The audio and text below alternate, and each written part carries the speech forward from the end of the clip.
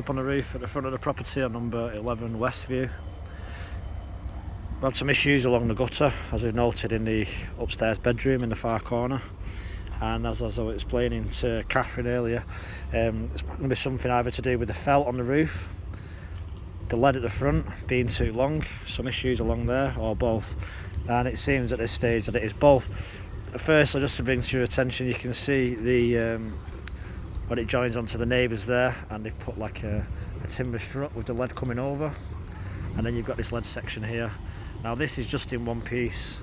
We've had some crack and split repairs, flashband tape, and then we come to the gutter, which is just on this side of your door.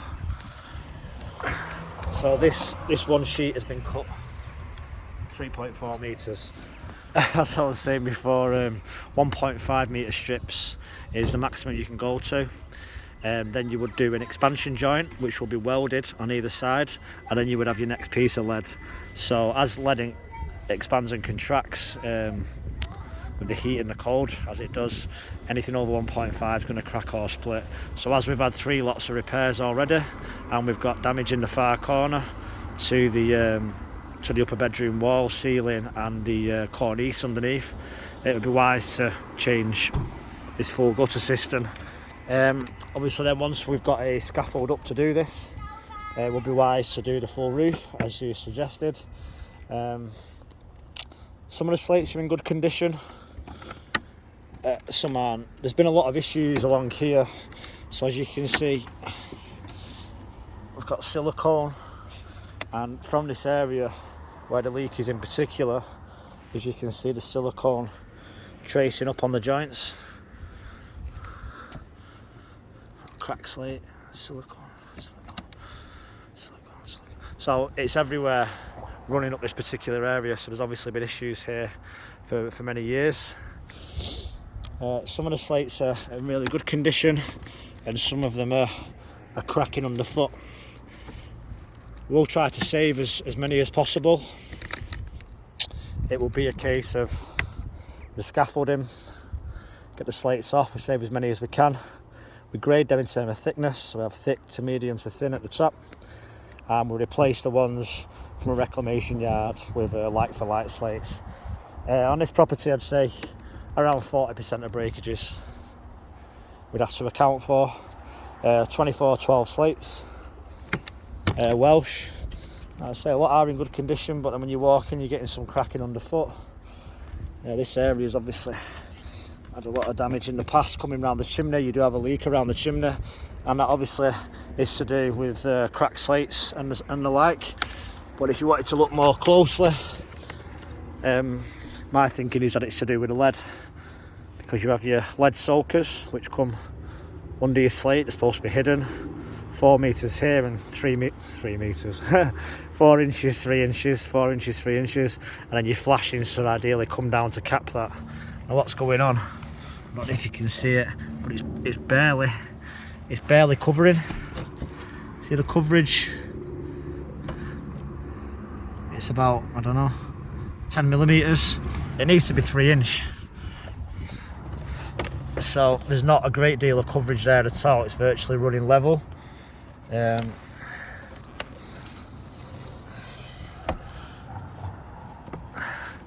see the same here, it's actually running underneath.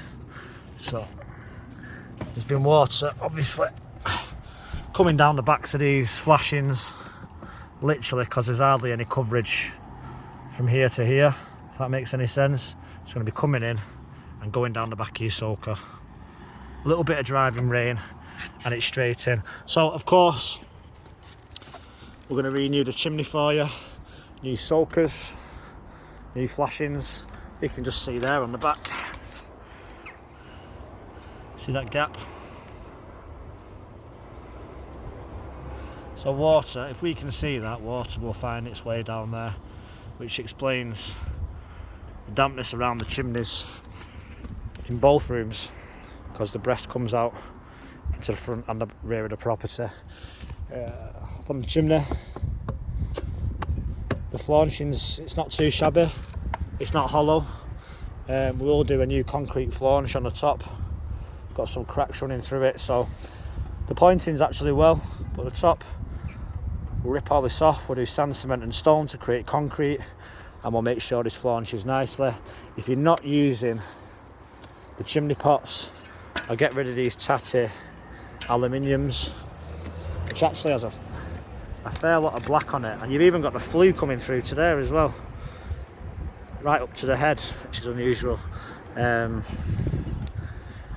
So what I'll do is I'll take these tin pots off and I'll put on a terracotta pot to match the chimney. This will just have holes around the side, hidden, and that will stop any rain that's going to be coming down there. If you're not using the chimney at all, then it's a lot better just to cap it in that manner. Unusual smell coming out of them. Rear of the property, again, in reasonable condition, but I've not been up into the loft.